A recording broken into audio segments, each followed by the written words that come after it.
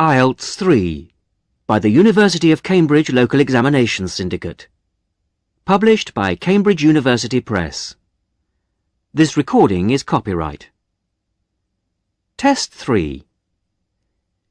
You will hear a number of different recordings and you will have to answer questions on what you hear. There will be time for you to read the instructions and questions and you will have a chance to check your work. All the recordings will be once only. The test is in 4 sections. Write all your answers in the listening question booklet. At the end of the test, you will be given 10 minutes to transfer your answers to an answer sheet.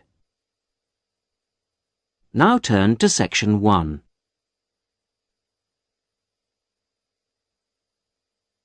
Section 1. You will hear 2 colleagues, Joan and Peter, organising a Christmas dinner for their office staff. First, you have some time to look at questions 1 to 5.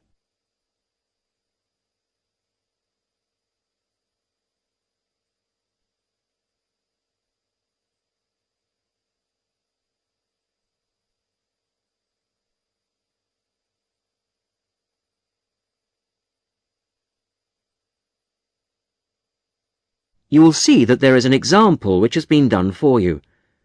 On this occasion only, the conversation relating to this will be played first. Right. Let's try and get it sorted out today, so we don't have it hanging over us, OK? Good idea. I'll take notes. First thing, numbers. Have we got anything definite? Well, I've been working it out, and I think 40 to 43. Shall we put 45 to be on the safe side? Yep, fine.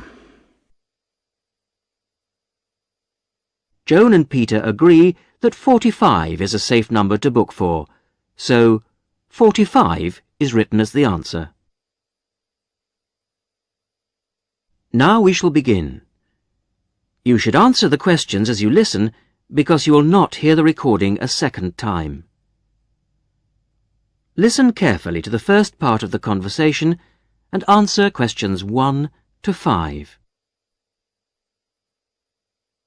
Right. Let's try and get it sorted out today, so we don't have it hanging over us, OK? Good idea. I'll take notes. First thing, numbers. Have we got anything definite? Well, I've been working it out, and I think 40 to 43. Shall we put 45 to be on the safe side? Yep, fine. Dates. Well, that's straightforward. The last working day before Christmas, which is... Which is December the 21st. Which is going to be pretty difficult to book at Christmas. So we'd better think of 2 or 3 places, just to be on the safe side. Well, last year's was hopeless. The Red Lion, wasn't it? Yeah. We ought to go for something more expensive, 'cause You gets what you pay for. That new Indian restaurant in Weatherfield is supposed to be excellent. The Rajdoot. Oh, how do you spell that? Rajdoot.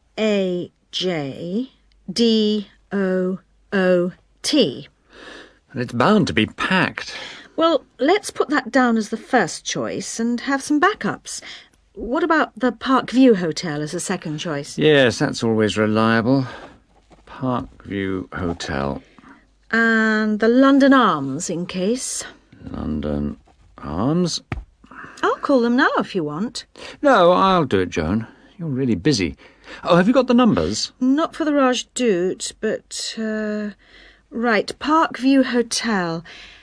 777192 and London Arms 208657. Great. Before I ring, we'd better just make sure they're within the price range. Up to £15 a head? I think you'll find some people won't be able to go that high. Well, you can't get anything decent under £10. OK. We'll say 12. OK.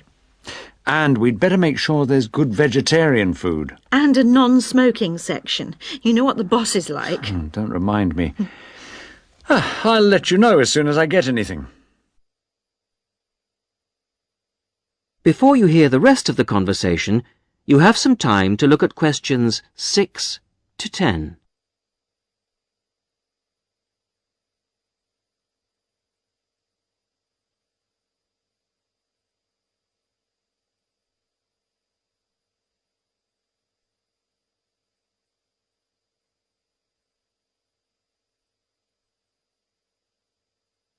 Now listen and answer questions 6 to 10.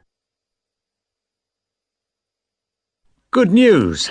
I found straight away and they can fit us in. Their Christmas menu sounds great. What is it? French onion soup or fruit juice, Uh-huh. roast dinner or lentil curry. Sounds ordinary, but my friend said it was really tasty. Lentil curry. That's unusual. And then for dessert, there's traditional plum pudding or apple pie, plus coffee. That sounds really good for £12.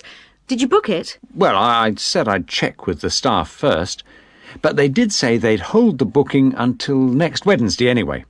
Oh, and if we go ahead, they'd like a £50 deposit. 50 is normal. That's fine. And they want a letter. Right, to confirm. Oh, and they say with such large numbers, we have to choose the menu in advance. Well, that won't be a problem. I'll put up a notice with details of the restaurant and the menu. When did you say they wanted confirmation by? It was, let's see, the 4th of November. Where do you think I should put up the notice? Where everyone's guaranteed to see it?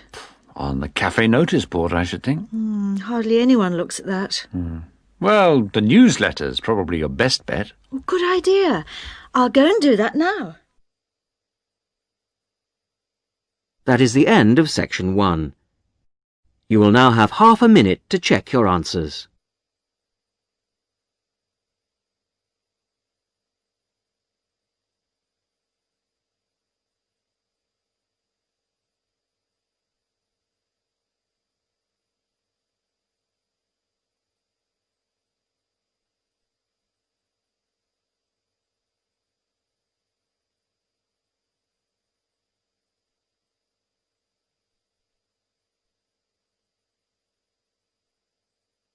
Now turn to section 2.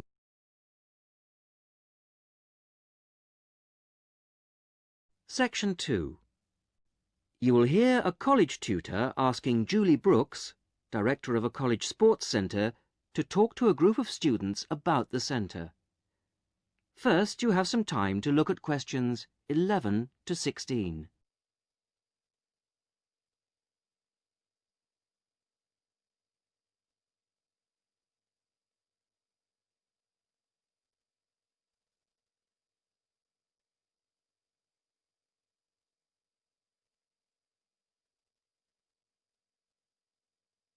Listen carefully to the first part of the talk and answer questions 11 to 16. So, I'll hand over now to Julie Brooks. Thank you. Welcome to the Sports Centre. It's good to see that there are so many people wanting to find out about our sports facilities. First of all, membership. All students at the college are entitled to become members of the Sports Centre for an annual fee of £9.50. To register with us and get your membership card, you need to come to reception between 2 and 6 p.m, Monday to Thursday. I'm afraid we can't register new members on Friday, so it's Monday to Thursday, 2 to 6 at reception. Now, there are 3 things that you must remember to bring with you when you come to register. They are your union card, a recent passport-size photograph of yourself, and the fee. It doesn't matter whether you bring cash or cheque. We can't issue your card unless you bring all 3, so don't forget your union card, passport photo and fee.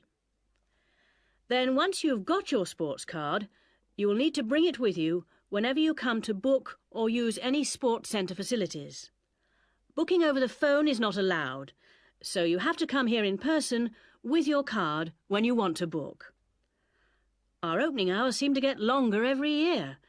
We are now open from 9 a.m. to 10 p.m. on weekdays and from 10 a.m. to 6 p.m. on Saturdays.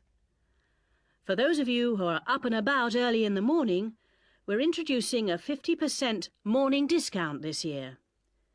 This is because the facilities tended to be underused in the mornings last year. It means that all the sessions will be half price between 9 a.m. and 12 noon on weekdays. Before you hear the rest of the talk, you have some time to look at questions 17 to 20.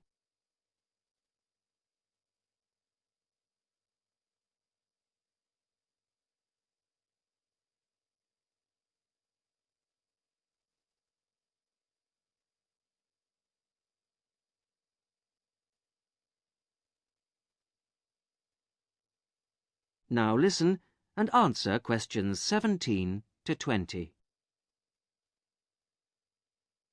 So, what exactly are the facilities? What sports can you play here? Well, this room we're in at the moment is called the main hall, and it's used mainly for team sports such as football, volleyball and basketball, but also for badminton and aerobics. On the other side of the reception area, there's the dance studio. This provides a smaller, more intimate space, which we use for ballet, modern dance and martial arts. Not at the same time, of course. Then, in a separate building, which you may have noticed on your way here, it's on the other side of the car park, there are the squash courts, 6 of them. And at the far end of the building, a fitness room. This is our newest facility, only completed in the spring, but it's already proving to be one of the most popular. As well as all these facilities available here on the campus, we also have an arrangement with the local tennis club, which is only 2 miles away, entitling our students to use their courts on weekday mornings in the summer.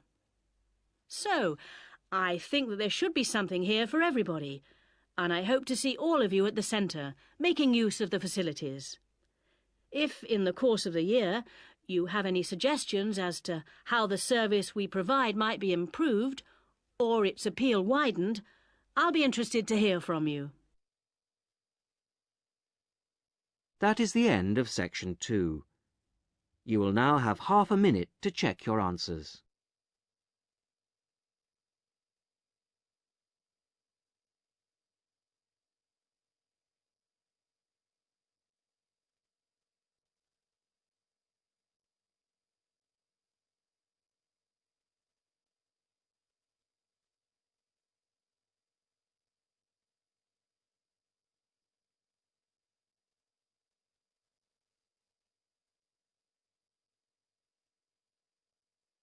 Now turn to section 3.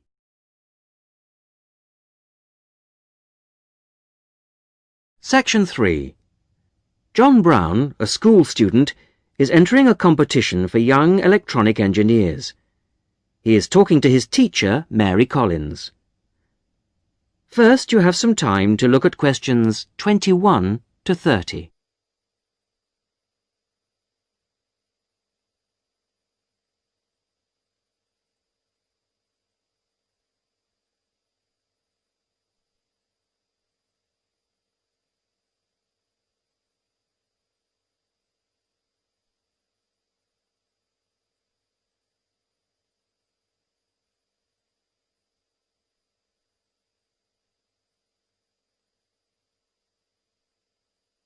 Now listen and answer questions 21 to 30.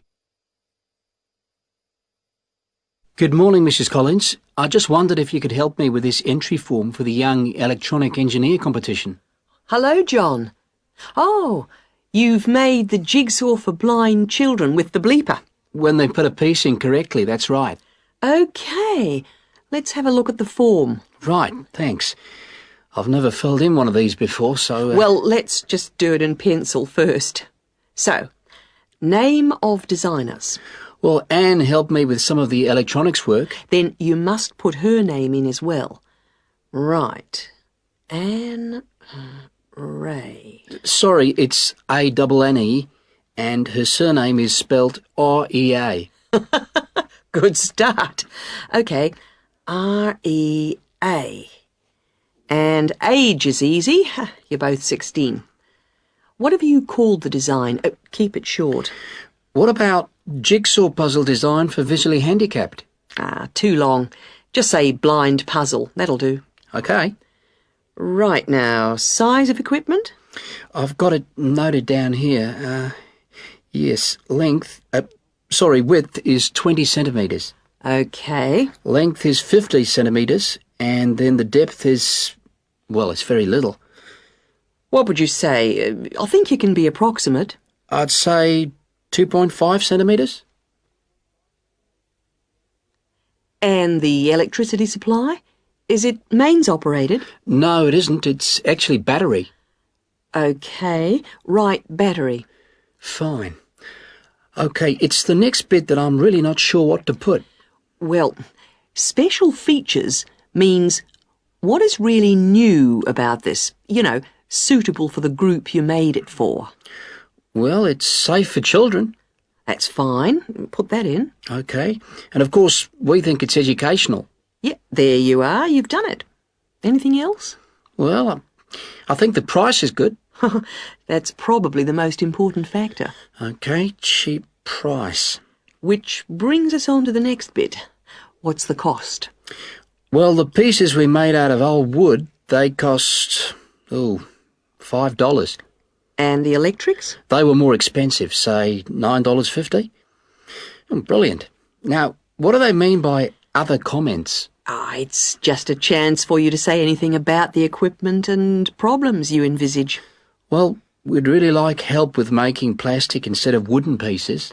Well, put something like, need help to make plastic pieces. Okay. And the other thing is, we'd like to develop a range of sizes.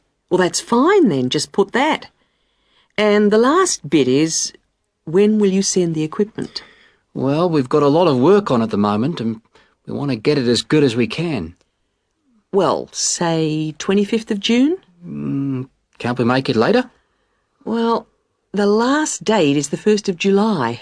Why not say that? Okay, that's what I'll put. So, that's the lot. That's brilliant. Thanks very much, Mrs. Collins. I'll send it off straight away. Glad to be of help. Very best of luck to you both. Thanks. Bye. Bye. That is the end of section 3. You will now have half a minute to check your answers.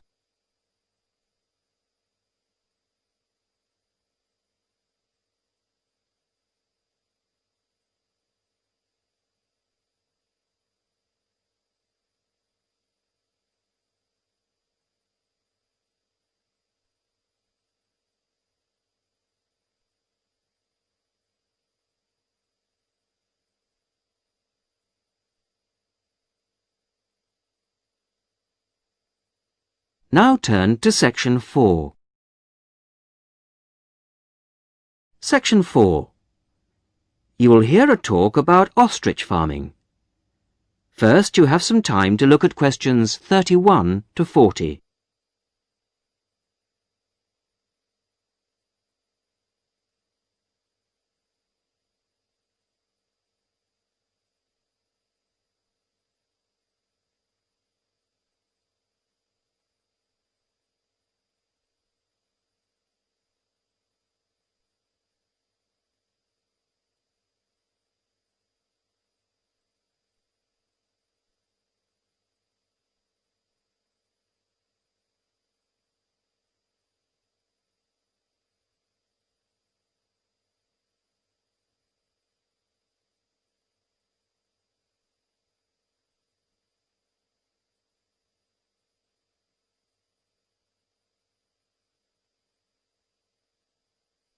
Listen carefully to the talk and answer questions 31 to 40. Today I'd like to introduce Ted Hunter, who used to rear sheep and poultry, but who is here to tell us about a rather unusual type of livestock that he's been concentrating on in the last few years. Ted Hunter is a member of the Domesticated Ostrich Farming Association and is here to tell us about the possibilities of breeding and rearing these birds in this country. Thank you, Paula. When you look at international restaurant menus and supermarkets, they all tend to feature the same range of meats: beef, lamb, chicken, pork, that sort of thing. But people are always interested in something different. And we're now finding that farming can bring new types of meat to our tables. The kangaroo is one animal that's now being farmed for its meat and eaten outside Australia where it comes from. It looks and tastes rather like rabbit, though it's slightly darker in color. But it is rather tough, so that's a problem for some people. Crocodiles are also being farmed for their meat. This is rather like chicken, pale and tender, and it's getting quite fashionable. Some people also find it's rather fatty, but I think it makes a really tasty sandwich. Now, a third type of meat becoming increasingly available, and the one that I think is by far the nicest of the three, is ostrich, which most people say has a similar taste and texture to beef. However, it's much better for you than beef, as we'll see later. Most people think of ostriches as wild animals, but in fact, ostriches have been farmed in South Africa since around 1860. At first, they were produced for their feathers. In Africa, they were used for tribal ceremonial dress, and they were also exported to Europe and America, where they were made into ladies' fans and used for decorating hats. Later, feather fans and big decorated hats went out of fashion, but ostriches were still bred, this time for their hide. This can be treated to produce about half a square meter of leather, very delicate, fine stuff of very good quality. At the same time, some of the meat was used for biltong, the air-dried strips of meat popular in South Africa as a sort of fast food. However, recently there's been more and more interest in the development of ostrich farming in other parts of the world, and more people are recognizing its value as a food source. Ostrich meat is slightly higher in protein than beef, and much lower in fats and cholesterol. It tastes good, too. A series of European taste tests found that 82% of people prefer ostrich to beef. And one ostrich produces a lot of meat, from around 30 to 50 kilograms, mostly from the hindquarters of the bird. Farmed ostriches don't need African climates, and in fact, ostrich farming is now becoming well established in other parts of the world. However, setting up an ostrich farm isn't something to embark on lightly. Mature breeding birds are very expensive. Even a fertilized ostrich egg isn't cheap, so you need quite a bit of capital to begin with. Then the farmer needs special equipment, such as incubators for the eggs. The young chicks are very dependent on human minders and need a lot of attention from the people looking after them. In addition, ostriches can't be intensively farmed. They need space and exercise. But in spite of this, they make good farming sense. A cow produces only one calf a year, whereas a female ostrich can lay an egg every other day. And because the farmers can use incubators and hatched chicks are nourished well and protected from danger, the failure rate on farms is very low indeed, and almost all the fertilized eggs will hatch out into chicks, which will in turn reach maturity. This is very different from the situation in the wild, where the vast majority of chicks will die or be killed before they grow up into mature ostriches. So it's possible, once the initial outlay has been made, for the farmer to be looking at very good profit margins indeed. Ostrich farming is still in its early days outside Africa, but we hope that ostrich meat will be freely available soon, and before long will be as cheap as beef. That is the end of section 4. You will now have half a minute to check your answers.